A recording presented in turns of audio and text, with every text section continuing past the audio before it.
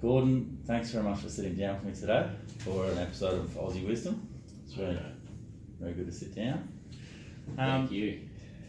And so, really, as I mentioned, the whole point of this show is for us to speak about some of the things that have been monumental in your life, that have sort of helped shape your life, and some of the decisions that you've made, where you think that being able to tell a story or pass on some of that wisdom down to someone younger who might be in your shoes could benefit from it. So that's sort of what we're hoping to get to today, and there's sort of no rush to jump into any of it. We'll just see how it goes through a conversation. So when I mentioned that to you, was there anything that sort of popped up for you that sort of was an inflection point? Like, I know you mentioned you did your CA, you got chartered, and you did your professional year.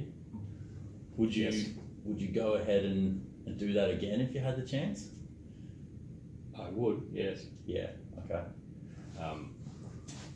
Not so much for the CA, but for the confidence that it gave me that I was as good as the other guys in the Big Four. Right.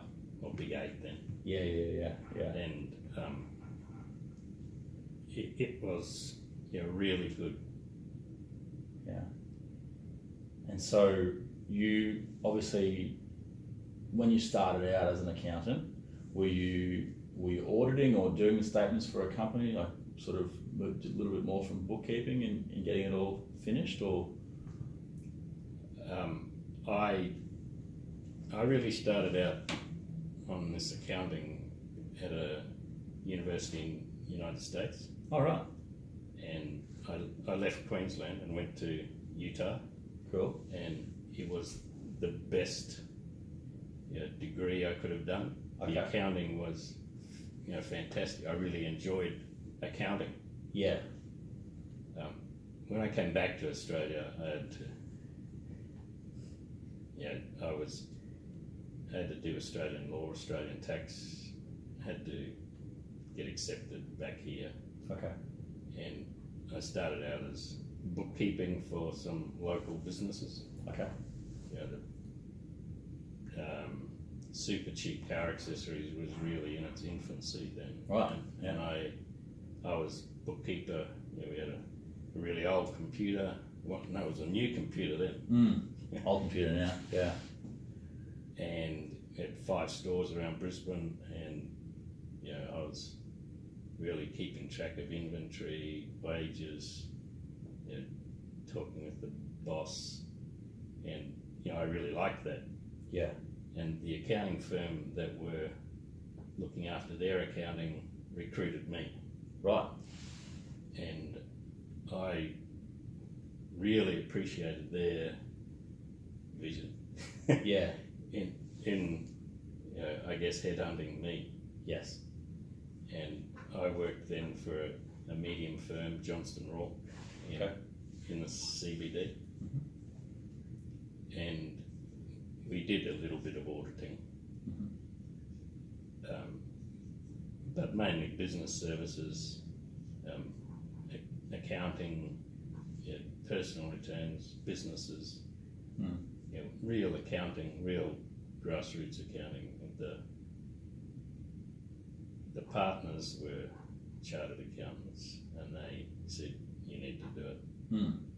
They didn't have the Big 8 backing for accountants. Yeah. So I did a lot of it myself, and they insisted I go to the group meetings, and that was a full-on year. That was when professional year was 1 year, all in 1 year, while you were working, while you're still doing your timesheets at work. So so you do your whole CA in 1 year? Yes. Right. Okay. The whole thing. Jeez. Staying up till really late every night in the 3-week segments. Yeah. Handing it in Monday morning. I'm sure it's no different in content than what it is now. Okay. I think they might have realised it was a bit too hard. Right. but it was full on, Yeah. and that was a real personal growth for me. Yeah. And we had 3 children by then. I was involved at church. I was really involved, but the partners were supportive in my continuing to do it. They didn't give me time off, but that was the best thing that happened to my professional life, doing the chartered accountant professional year in 1 year. Yeah. And passing. Yeah, because that set you up for everything afterwards. Yes, everything after that, relayed back to the confidence that I'd built in that 1 year. Yeah. I actually, and you mentioned that you were working at Super Cheap Auto as a bookkeeper, and then they saw in you something that Apparently, would you, if you'd been on your own working as a bookkeeper at Super Cheap Auto, do you think you would have gone down that path on your own? I knew I wanted to be an accountant. Yeah. I knew I wanted to do accounting. I knew I liked accounting. Yeah. But I think I needed that firm backing, from a firm of accountants. Yeah. And I did some audits. We did some audits.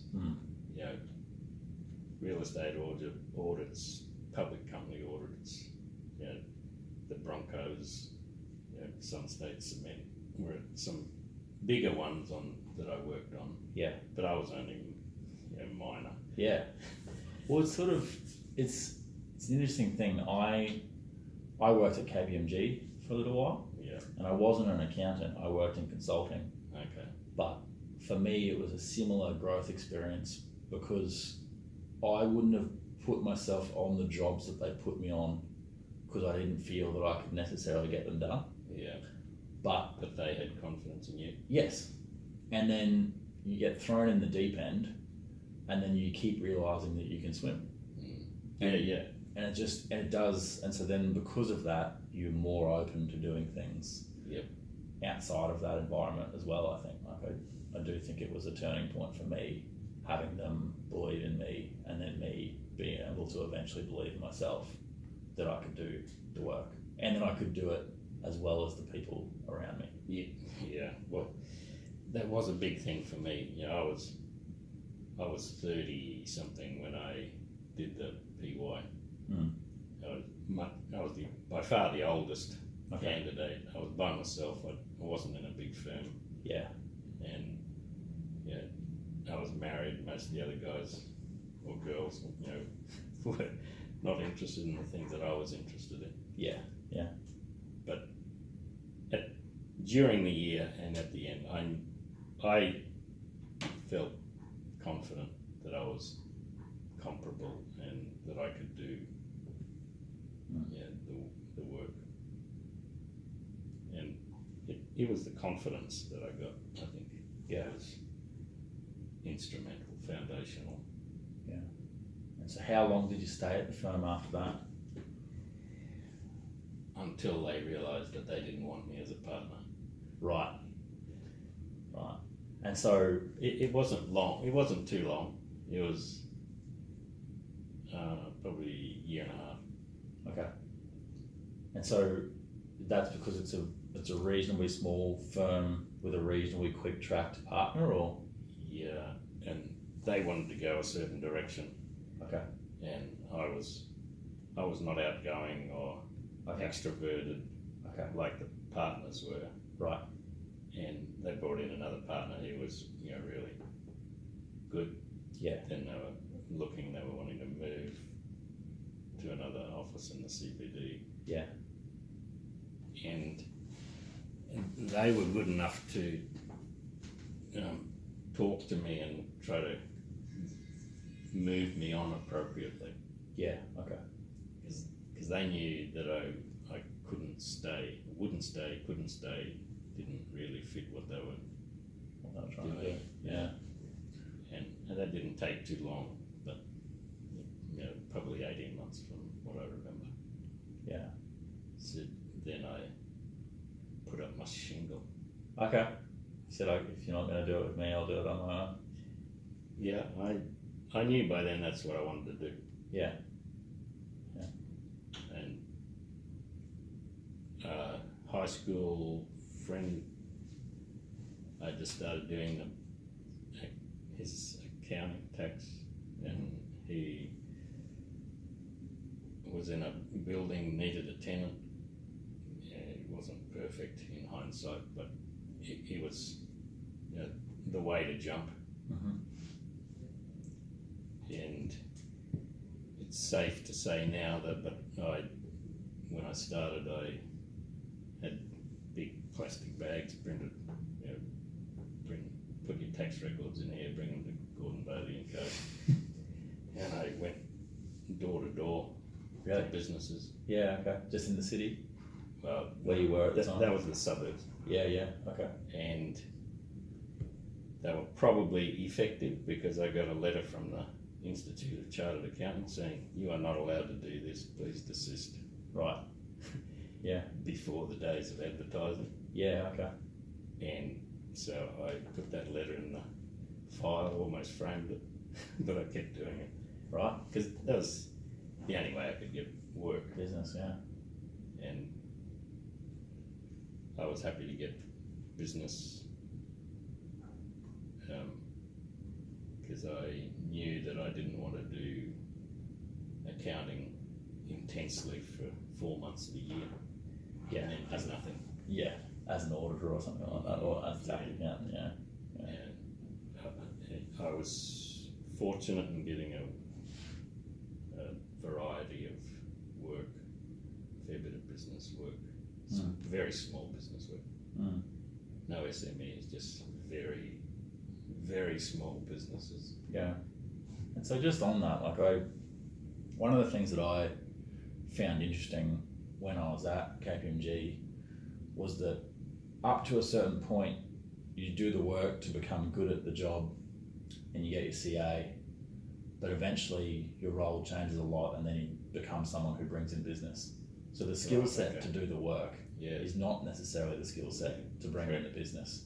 And that's obviously what's happened for you. They knew you were doing the work well, but they were unsure about whether you had the style that they usually would use to bring in business. But then you decided that you could bring in your own business. Well, I think I really decided that accounting was what I wanted to do. So if I wanted to do that, I had to, take deep breaths and go out and bring in the business. But it certainly would have been different business from what Johnson Rock and the CBD were wanting me to bring in. Yeah. But they paid the bills. Yeah, that's good. And so just on that, obviously, you had a family. Were they? What was it? How old was your oldest at that point? Do you think? Well, during that time, we had 6 children all up. Wow. And they were spaced apart. The eldest was probably 7 or 8 by then. And then another one every 3 years almost. Wow. So you had 6 children, and so Johnson Rourke didn't work, and you decided, I'll do my own thing, and this is going to work. Well, they had to work, didn't they? Yeah.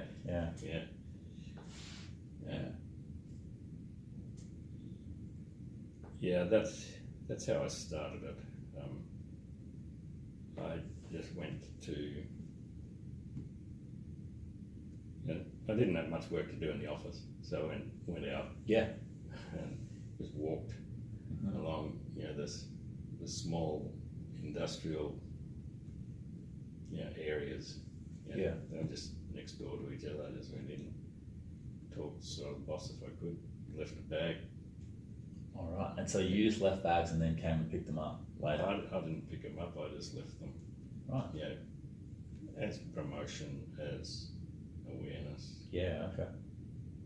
So, because I thought you said initially these are the bags, put your tax returns in here. Well, that's what I had printed on the bag. Right, okay.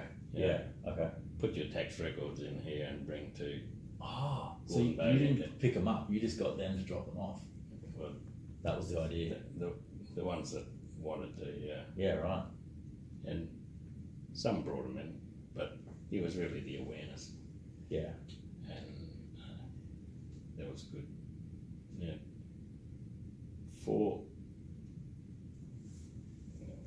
this record, I'd like to say that the best client I ever had was the accountant for Baskin Robbins Australia. Okay. That was, in lots of ways, that was a really, really good job. Right. It was regular monthly income. Yeah. Not every year. Yeah. I was learned how to do the invoicing for them. Okay. Using Excel, just, a bit of advanced Excel to do the invoicing for all the 30 stores in Australia. Mm. Looked after the inventory of all of their dry goods, the accounting for the inventory, and bought a freezer that they didn't need, and the kids really liked a tub of ice cream that big. Yeah. For a realistic price rather than a retail price. Okay. Yeah. But the benefit of that job was that it was monthly income, and it sustained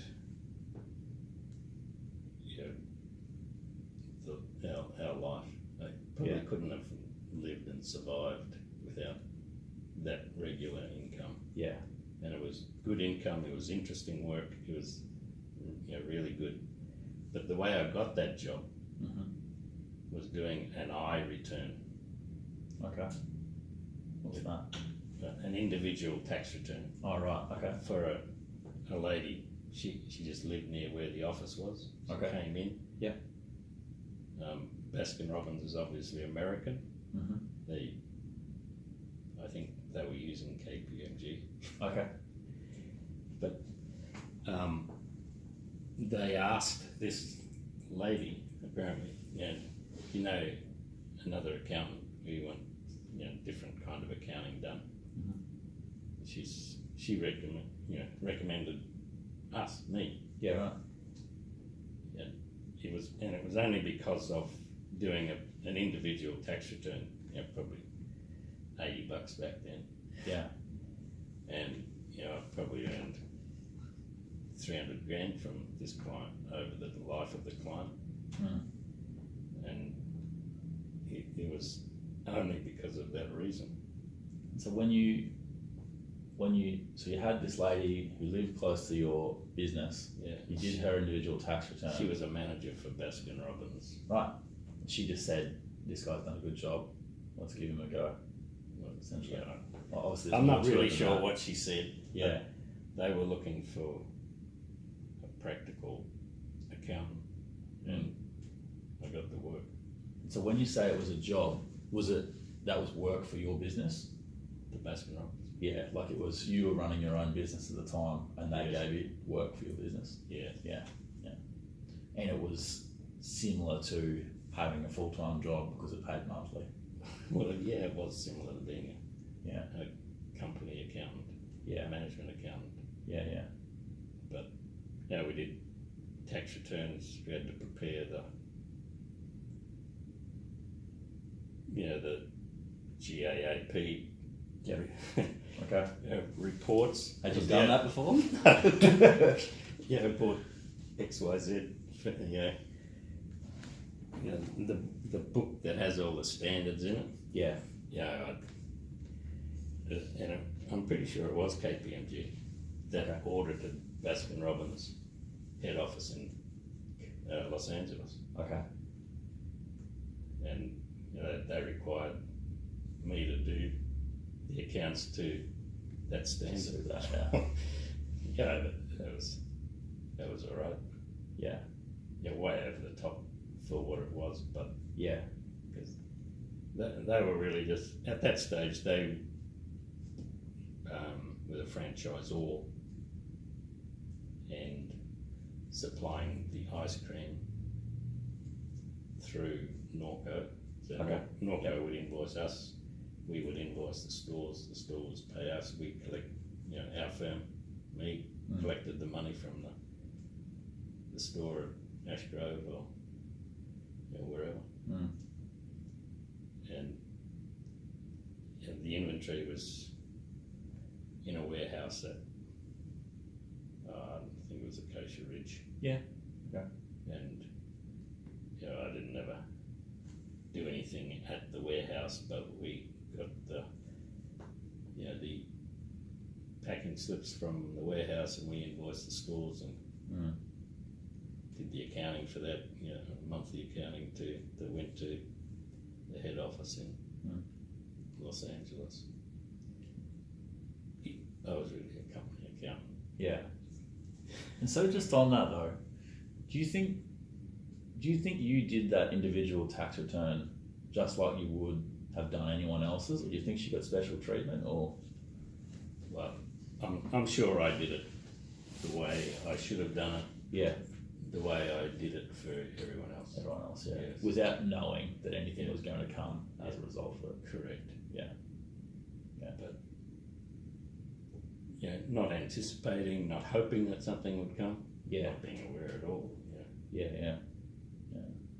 And then obviously that made a big difference when you picked up that bit of work.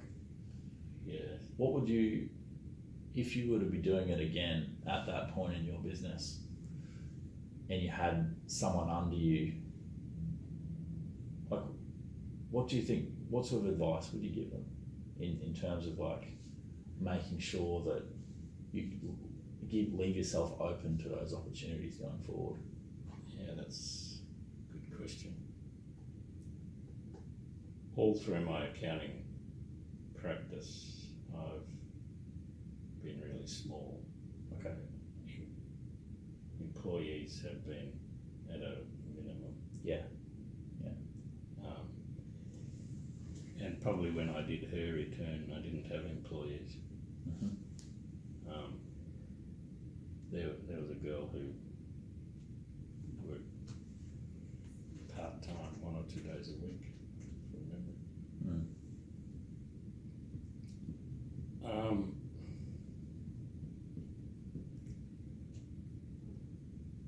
I believe the answer to that question is I tried, and people telling me I'm bad in doing this, that I spent a lot of time to make sure the employee understood what they were doing. Right. You mentored well. Well, it would seem that's what I was trying to do. Yeah. I was trying to get them to understand why and what, as well as how. Yeah. And that means that it takes an incredible amount of time away from doing something myself. Yeah. It's really unproductive time if they leave.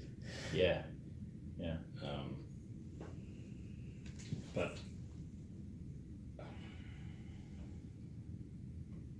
the employee that I had that became full-time when we were doing the work for Baskin Robbins was diligent and involved, and liked the fact that they were doing something for this interesting client, and hopefully I had some influence over that. But they were probably inherently efficient and effective as well. Yeah. But, we had to work at it. That's a good question you asked. Yeah. You'd and do you think, knowing that you now run your own business, if you'd stayed as an employee in an accounting firm, do you think, how do you think life would be different? After graduating in America, I tried to get a job with Arthur Andersen. Yep. Okay. So I'm glad I didn't get that yeah. job. Yeah, in hindsight, but that was 1978. Okay. Yeah, Arthur Ann still had the big doors then, and Mm. I was keen to get a job with them. Mm. But I found that being my own boss, having my own practice, is really, really good. Yeah. There are lots of advantages in that. Mm. And is it? I know I have a lot of friends whose businesses, well, they've been able to step into their family's business, and that's been a massive thing. Is that something that you'd like for your kids, or are they sort of doing their own things? And No, it's interesting. No, I have one son, okay. and he says no. Is that because he knows the hours you work, or? I don't know if it's because it's dad, or because it's accounting, or because it's whatever. But the second youngest daughter is now studying accounting. Okay. She's 30 approximately. Yeah. And she likes it, but she didn't like working in the business Okay. as such. Yeah. I know I admire it, because I think if my dad and I worked together every day, it would be difficult, because you expect a lot more of your family than you do of anyone else. And you also, I've worked in family businesses. Most recently I worked in one, and yeah, there's an expectation that your kids should almost just know. Yeah, they should know already. Yeah, but again, I haven't worked with my dad, but I know that at times it would be testing. Yeah. Yeah, none of the children are interested in working in the practice. Mm. It might be the hours that I spend. Yeah. I am spending fewer hours now, but I was never the accountant that stayed till 9 o'clock in July, August, September and October. Yeah. Yeah, I always left early, but my early was 6 o'clock. Yeah. Yeah, yeah. But I'm leaving at 4 o'clock now, so. Okay. Yeah. But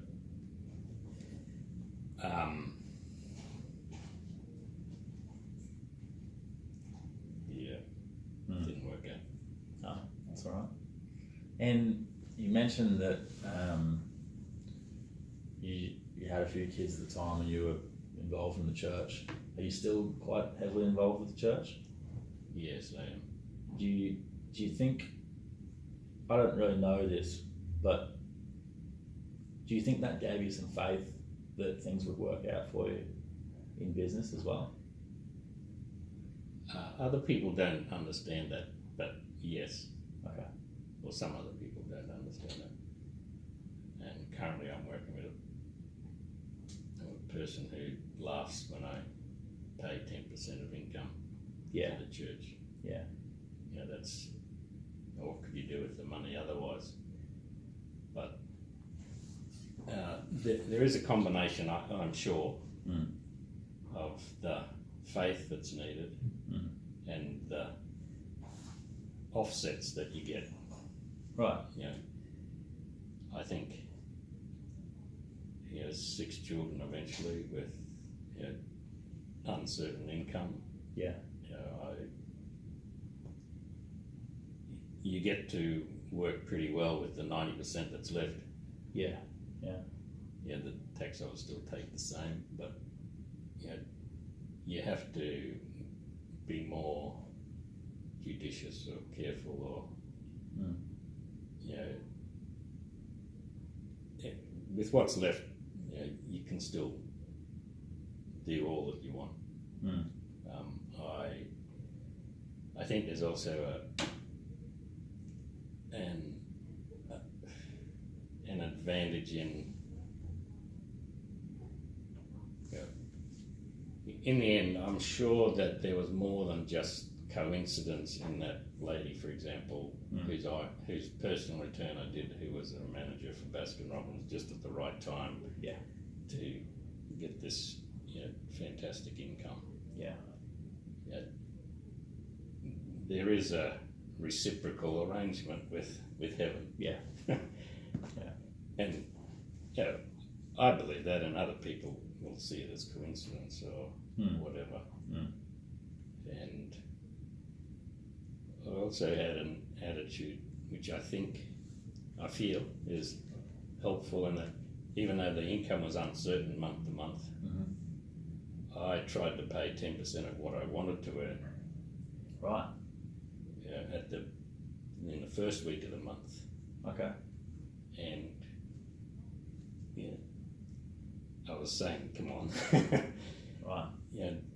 And that was a lot of faith too. And I doubt that it's hurt me. Yeah. And I'm sure it's assisted in other ways, but it's hard when you're starting out. Yeah. When you don't have a client yet. Yeah. Or I had a few clients when I started, but the work would be coming in sometime in the future. Yeah. But we needed the money. Today. And another thing I did that kind of maybe related to that was I paid my wife our personal money the same amount every week. Right. Okay. So you knew that you had to pay. Yeah. Yeah. You had to have a stable income for your family. Yeah. Yeah. And that helped her, helped us, but it also was a target as a bit of an incentive. Yeah. As you learn how much revenue you have to generate to get the cash receipts, to get the overheads, to end up with that amount. Yeah. Yeah. And is that something? One other thing that you have to know. Yeah. Okay. I bought National Bank shares. Okay. And I kept buying NAB shares. Okay. Way back when a long time ago, I think they were probably $5 a share. And we took the family and drove from Boston to Los Angeles. Okay. All of us. In a big van after the sale of the National Bank shares. Okay. Yeah. Reinvested the dividends. Okay. I believe that's the right thing to do. Nearly always it's the best thing to do. Yeah. We've developed a simple way of keeping track of the accounting for that. From an accounting point of view. Yeah. But that trip across America was financed only from the capital gain on National Bank shares. Yeah. No, that's good. Reinvested. But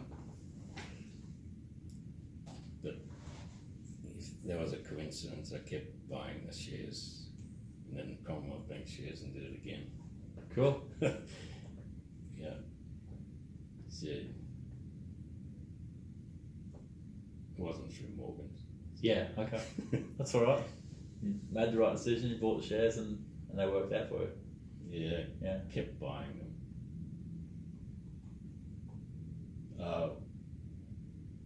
We also have a self-managed fund for the kids. Okay.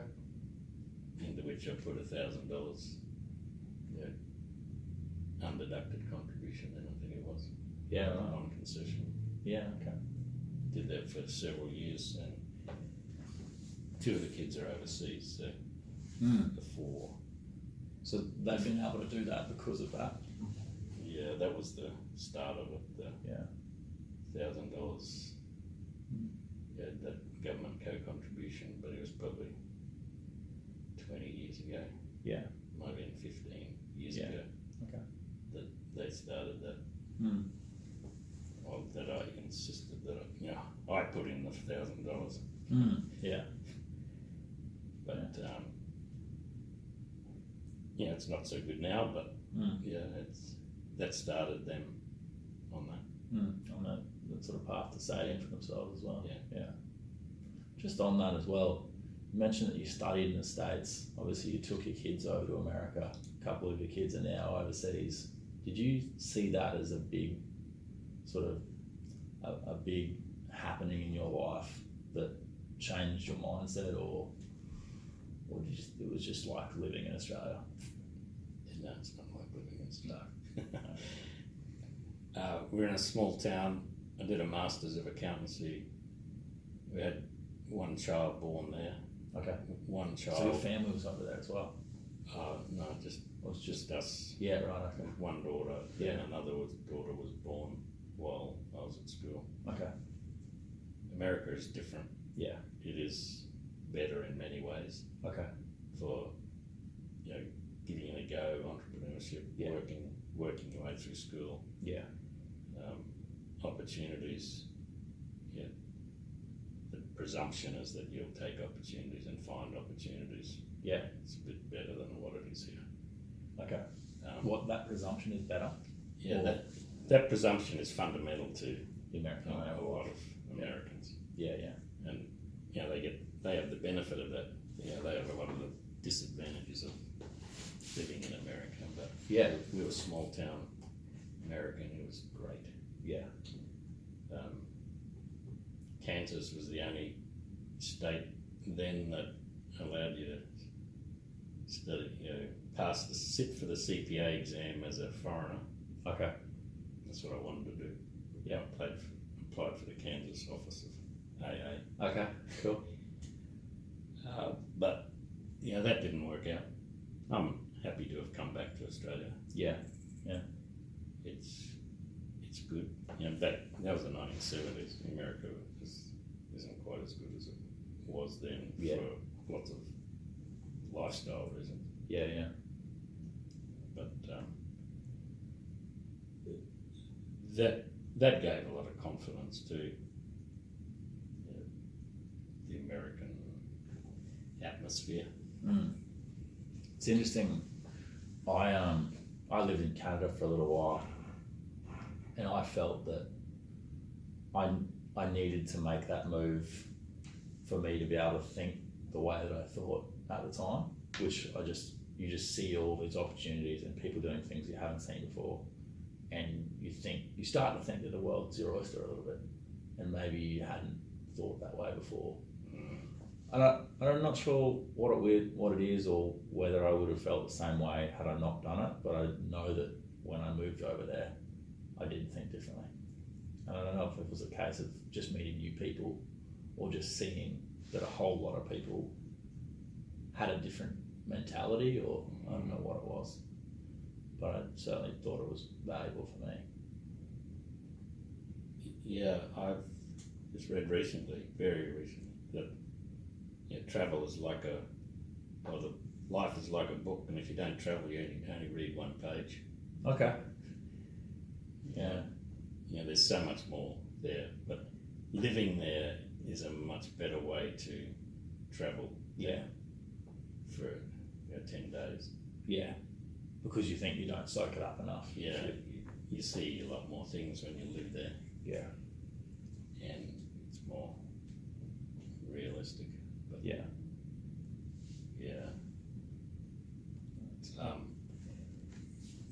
I was from a small town, Toowoomba. Oh yeah, cool. Yeah. And a client jokes with me, you can take the boy out of Toowoomba, but you can't take the Toowoomba out of the boy. Yeah. And that may or may not be right, but travelling is fantastic. And then, obviously, as an accountant, you get to see how a lot of different businesses operate. Based on that knowledge, were you able to guide your kids in different directions based on what you'd seen, or Was that something that they were interested in, or? That's a good question too. I probably could have done more of that as a parent. Okay. In consciously, teaching them things that I'd learned, observed, whatever. I'm sure we did it subconsciously. Yeah. We gave them a good grounding in values and working, and don't get pocket money just because you got to work. But there's, I'm sure, more that I could have taught them now, and now that they're all married, it's you get some opportunities to do that. Yeah.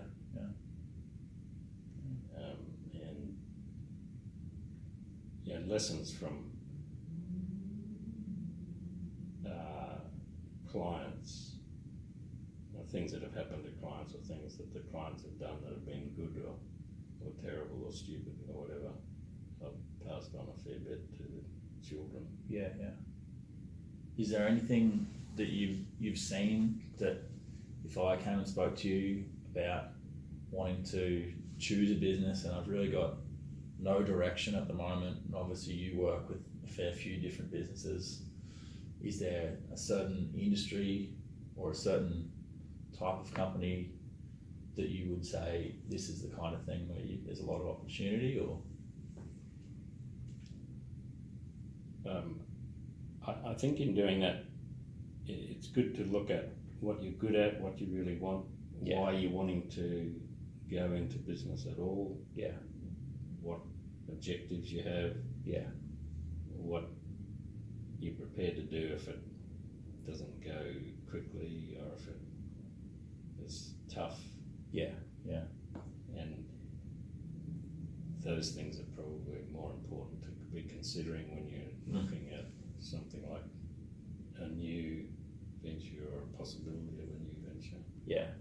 So you would say that it would be, obviously you've had some years there where it wasn't easy and then things got easier, and if you were just in a market for the opportunity that you could see but you weren't necessarily passionate about it, that when the going got tough you'd just quit if you hadn't really thought through why it is that you picked this particular path. Yes, I think so. There's too many people that survive and do really well regardless. Right. And you have to learn from them. Okay. There's also a lot of people who spend too much money or not interested, or they don't care about their clients, or they think employees are just there to exploit or whatever. There's a fair few things that you should be looking at and helping clients if they want to ask. Okay. And so you've maybe seen situations where people might be doing reasonably well financially, but you know that within the business it's not pretty, like people aren't getting looked after well or something along those lines. Yes, that does happen. And sometimes it's hard to see that. Maybe we're only looking at the books once a year from a fairly sterile position. But sometimes it's pretty obvious the more they get us involved in what they're doing. Yes. It's hard sometimes because they don't want to spend time or money looking at that kind of thing. But often the ones who do are the ones who get the lifestyle benefits from it. And so just on that, how, obviously it sounds like you've been able to build a fairly good lifestyle now, being able to leave at 4 and that kind of thing. What is it that you would see when you speak with a business and say, look, there's some things that might not be going as well as possible. We could talk to you about how things could go better and you could build a better lifestyle. Is that sort of what you mean? I'm sure we can do that. Okay. Yeah, we could do that. Yeah. We offer that kind of hang out the carrot Yeah. for clients to take that. Yeah. But we found that unless they really want to do that kind of investigation or review or change, that we can't push it. Yeah. They have to say, I think that's worthwhile. Can we look at that? Yeah. So for people that have got small businesses that they've been running for, let's say, 10 years, and they want to eventually set this business up to give them a good lifestyle, is there something that they should be thinking about now to consider for future to make changes to their business? One of the best things I think they should be thinking about is, do I want to make it better? Can I make it better? Okay. Yeah. Then how can I make it better? But if they are thinking about that they want to make it better, I think that's the first step. So you find that you just meet people who don't want to change things a lot of the time? Yeah, there are people who specifically want to keep doing the same thing. Yeah. Not everyone's always looking for a better way all the time. Yeah, correct. Yeah. And so you mentioned that you work with some self-managed super funds. Is there anything that you've seen people doing that have just worked fantastically well for them in their funds?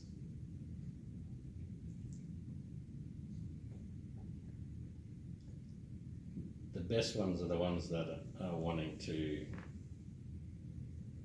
put it away now for future. Okay. The ones that are the worst are the ones who are thinking, I'll just put in $3,000 a year or the 9.5% and don't do much with it. Yeah. Who let it roll on and then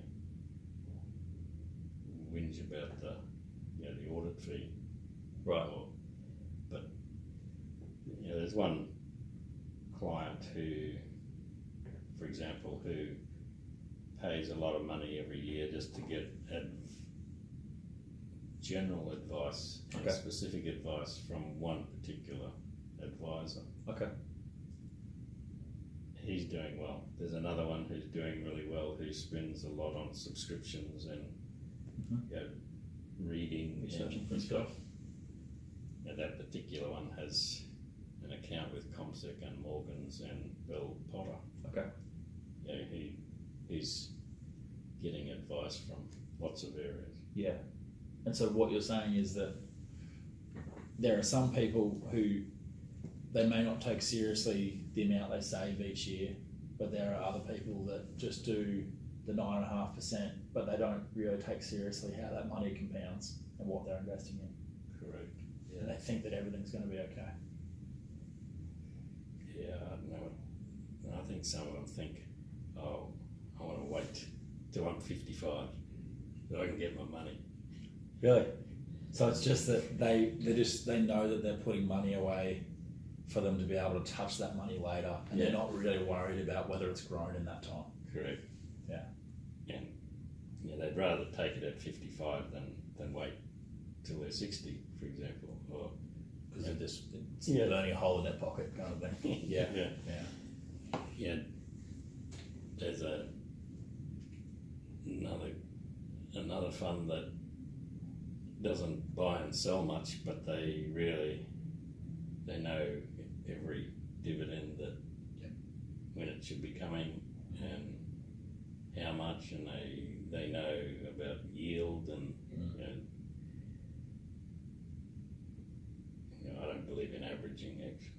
Dollar cost averaging?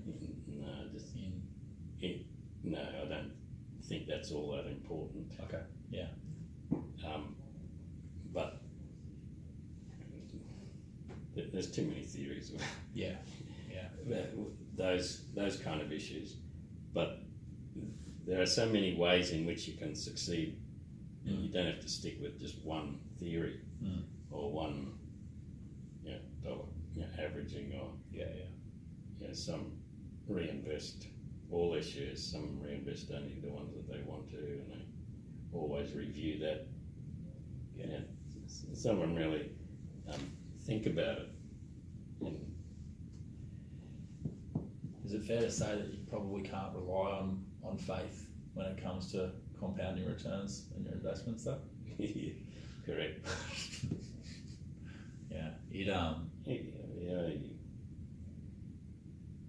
Green investments aren't necessarily the answer, or putting it all in Australia only is not necessarily the answer. There are. I think it's more important just to be interested in it and manage it. Yeah. Take an active role. Yeah, active role. Yeah. That's good. Well, before we wrap up, I just wanted to finish on, I find it interesting that some people find that the projects that they've worked on in their life have been through work or through personal or through building a family. If I ask you, what's your favourite project that you've ever worked on in your life, how would you answer?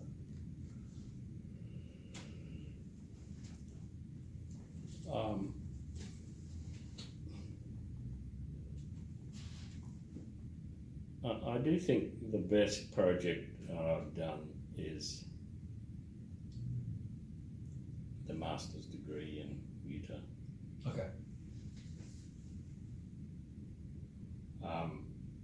Because it was hard work, because it was satisfying, because I did well at it, because it was jumping right in, and yet learning to swim. It was 2.5 years. It was really, really hard, but it was really good. Continuous work. I guess it's a funny thing to have as a favourite project, but but you felt it was integral. It was a big deal. Like, is it something that you could say to your clients after you've done it, like, this is what I've done and this is why I'll be good at what you're doing, or is it more so that you know that you've done it and now you can just go and speak to a client and know that what you've said you'll be able to do without necessarily having to tell them it's because I've got a master's? I think it's the confidence, the reassurance, I do speak about it sometimes. Okay. With clients. Not too much. But it's something that was very fundamental, foundational, really worthwhile. And I think probably mostly it tells me that, if you've got something you want done, I can do it. Yeah. You're not sort of tapping around it, unsure about whether you can do it or not. I don't know how to do it right now, but I'll be able to work it out. Yeah, quicker than someone else. Yeah. Is that something, raising children, do you think that's a trait that you can teach relatively easily? Or even in helping co-workers or employees? It can be. For me,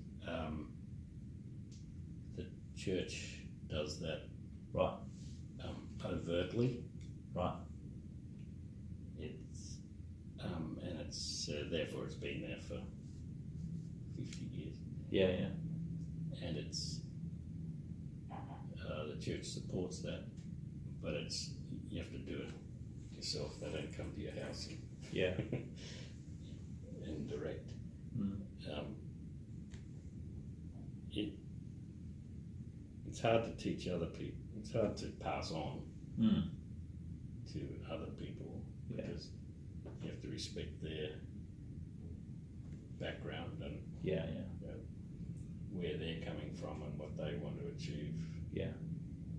Do you think part of it is you need to have gone through your own struggle to build your own confidence? Yes, I'm sure. And with parenting, I know that I believe in a Heavenly Father, and I know He's gone through that, and He knows that He doesn't want to make it easy for us. We have to learn to do it, and He knows that there's going to be a whole lot of failures. But He wants us to have the willingness and the agency to do it ourselves. You can't teach everyone. You can't hold everyone's hand, and big firms do that a bit too much. But throwing you in at the deep end is a good way to learn. Yeah. Especially if you can manage the process. Yeah.